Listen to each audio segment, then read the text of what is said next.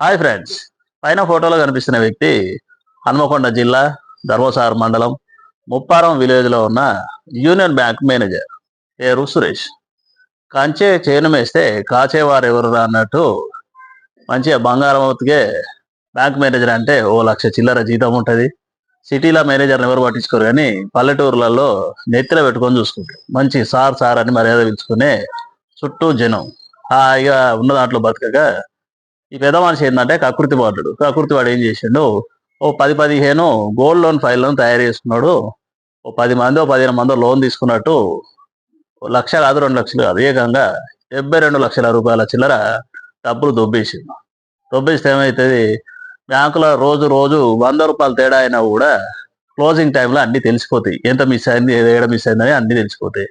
మళ్ళీ అవి రోజు దొబ్బుడు చూసే వరకు ఏం చేశారు, సహోద్యోగులు అట్టినే ఉంటారా, అందులో సిన్సియర్గా ఉండే వాళ్ళని ఏం చేశారు, కంప్లైంట్ చేస్తే ధర్మసాగర్ పోలీసులు వచ్చి అరెస్ట్ చేసి.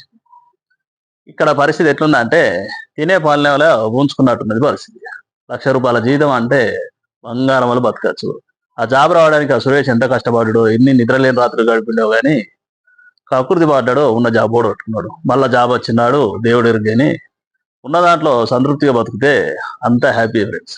లేని దాన్ని చూసుకుంటా వీళ్ళు ఆశలకు పోయి ఏమైతే లే, నన్ను పట్టుకునే వాళ్ళు ఎవరు, పట్టుకునే నాడు చూద్దాంలే, ఎక్కడో కవర్ చేద్దాంలే అనే ఇంటెన్షన్తోనే డబ్బులు కొట్టేసి ఉంటాడు. నాకు తెలిసి ఇది ముమ్మాటికి తప్పు ఫ్రెండ్స్. హాయిగా ఉన్న దాంట్లో బతికితే ఊర్లో విలువ ఉంటుంది. కిందున్న మేనేజర్ అంటే మేనేజర్ కింది స్థాయిలు కూడా మంచి విలువ ఇస్తాడు. పాలన ఆయనే సూపర్ జెంటిల్మెన్ అన్నది పర్మనెంట్ ఉంటుంది.